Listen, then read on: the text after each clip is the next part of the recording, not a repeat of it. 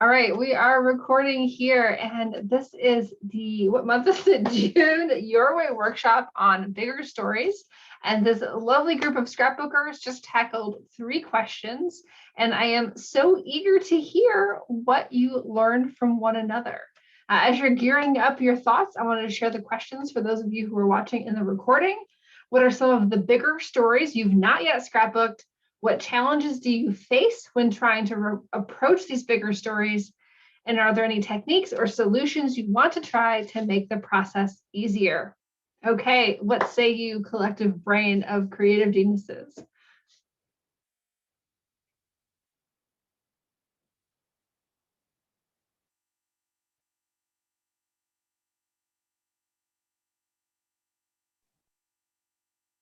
All right, well, I'll go. So not everybody gets this opportunity, but the technique or solution to make it easier for big stories is talk to Jennifer about it on the podcast. So I encourage, because just talking through the concept of like what helps me establish, like I have an idea, but I don't exactly know what I want to say. So actually talking through it with somebody, I mean, even if they weren't a scrapbooker, I think would help articulate or focus in on like, what exactly am I trying to say here? Because otherwise it's just a lot going on. So that is what helps me. No, I don't know how many times I've tried to explain something to a non-scrapbooker, and just as I talk through it and try to, make it make sense in plain English, I realize, okay, this is what I want to accomplish with it. And I start edging towards a solution. So great tip. What else did you all discuss?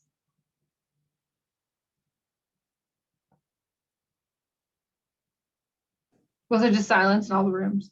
I was going to say that the one technique or the thought that I had for this particular one is that sometimes the bigger stories, they feel like they need to have more, but because I'm kind of an over embellisher of product, not of story, that I'm going to try to go with a very simple approach. Do the story first, get the photos, get as much story as I want, and then embellish at the end, so as to maximize the story and not focus so much on the little cute pieces that I love. Yeah, and I think there's nothing wrong with obviously being a lover of embellishments, but sometimes we can use up all of our creative energy on the playfulness part and then not get the rest of the stuff out that we really want to. So yeah, great tip. Thank you. Honore, you're unmuted. Did you want to say something? I was just, bigger stories not told. I think the longer we live, the bigger the stories become. And the more of them there are. And so I would just encourage anybody and everybody to write the stories down as they appear. They don't have to be perfectly written or completed, but to get the essence of the idea of the memory. And eventually it may not fit in this particular album, but it will fit someplace. And even just having it written someplace will help. Yes, 100%, because I know the older that I get, the less my memory is very helpful. And I think, oh, I'm going to remember that. It's so vivid now in the moment, and time goes by and you don't. And that just, it gets harder and harder. So anything you can do to journal little snippets here and there will help jog your memory and save those stories for later when you're ready to do something more creative with them. Thanks, Honore. You're welcome. I will say along those lines, I've used this quote a lot, but I've heard it attributed to Nora Roberts, where it was the idea of she can fix bad writing, but she can't fix like a blank page, or like when you sit down. So if, like Honore said, you've written something down like that, you can keep going and like pull it together when you want to make a layout. But if you have a completely blank page, that can be a lot more intimidating. Yes, very true. I think sometimes we get stuck with that. Well, I'm not a writer. I'm not really a journaler. It's hard. But if you can just spit something out, it's a starting point. Even use it. We've talked a lot in our refresh retreats and over the years about using audio devices and automated transcription to just literally take your words and turn them into writing. I think that too goes back to who's your audience for this. First of all, I would say that I am my main audience, but also I'm not going to be around forever. And so the stories that I'm sharing will give my nieces and grandnephews, etc., some perspective that they wouldn't get otherwise, because nobody else knows these stories that I know. Yep. It helps round out the picture for them. For certain. Yeah, I think kind of along with what Honore is saying, if I could only leave one thing, I would want just at least a summary kind of my life. And so I can spend a lot of time doing a lot of detailed stories, but I think first I probably should start with just my summary up to now and leave that, because you know, I don't know, it's like, am I going to leave 200 albums, or am I going to leave like one really good summary that people could share or copy or whatever they want to do with it? And I think from when you guys talking about your bucket list stories, I feel like there's relief though when you guys are talking about getting them done. So I think it kind of frees you up. You're feeling like, okay, I've told that. Phew. I don't have to worry about that not being told anymore. And so I think if we could get done like that one, those big things, then we'll feel much better, and it will free us up to be able to create other things that we want to create, because we don't have that weight on us. Yes. About doing these big stories. Yeah, and I will say for sure that spending all of last year on bucket list stories really intensively, now this year I'm like, well, wow, like I got a lot of those captured, and now I'm doing these like interesting spans of time to like catch up and fill in gaps. And yeah, there is a huge weight release from that. So thanks for pointing that out, Anna. Jennifer, I'll share kind of along the line with Honore. One thing that came up is a lot of us have been in the situation of inheriting boxes of undocumented photos. We don't know the dates, let alone who they are, where they are. And we're trying to put the pieces together the best that we can.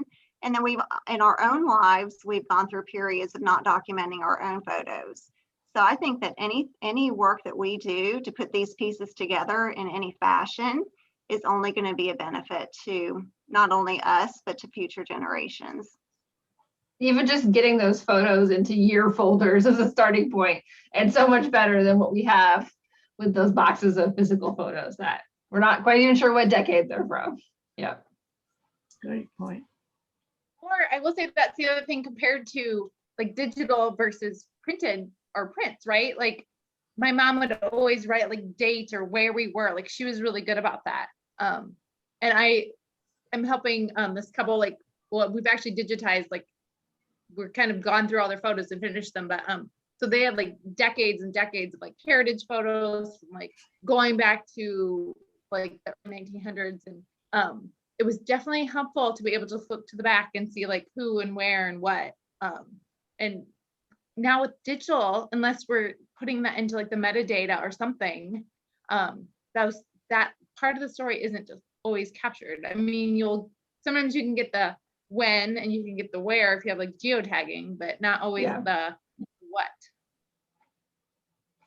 Well, I think part of it is that it was more feasible before because you'd get a roll of 24 pictures back and you could write a little bit on the back, and now we're taking 24 pictures a day sometimes.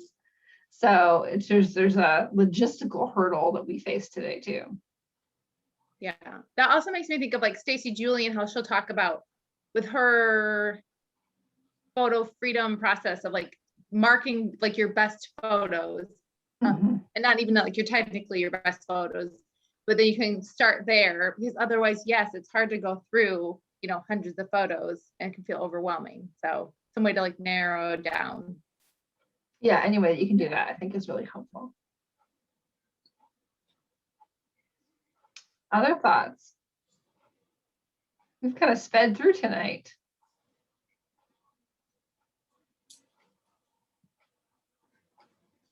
All right.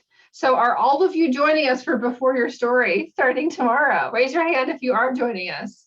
I am definitely, and not only am I your teacher, I am your fellow student. I've been working on my husband's album. I just recorded the first video today of like where we're at, and I'll be sharing it again on our Zoom session tomorrow night. So during the class, we're going to have 6 2-hour Zoom sessions designed to walk you through kind of updates on my progress. Inside the classroom, you'll see the full completed my album, and then I'll be sharing my husband's album right along the way, kind of working about a week ahead of you guys. And then I'll be answering all your questions, and then we'll have time to work, because time to show up and work together is so important. And so many of our members have seen that in our community, that if we just say, we write this on our calendar, we show up, surprise, surprise, you get things done. And so it was really important to me to add that to this session. So on top of the full classroom of here's how you put together this album of your birth to adulthood story, or whatever start and end points that you want to tackle, how do we make that doable? And I think we've got you all set up for tomorrow. So if you are not yet joining us yet, today is the last day to register. If you are not yet a member, you go to simplescrapper.com/story. If you are already a member and didn't already click the button and get your confirmation email that you're already signed up, just go ahead and email me, Jennifer@simplescrapper.com, and I can get you in. Hopefully you've already done that. But if for some reason you missed out on clicking the button, I can, of course, sneak you in if you're already a member. Thank you, everyone. And thank you, everyone who was watching in the replay as well. I will see you guys again next month for another Your Way workshop. Take care. Bye-bye. Thank you.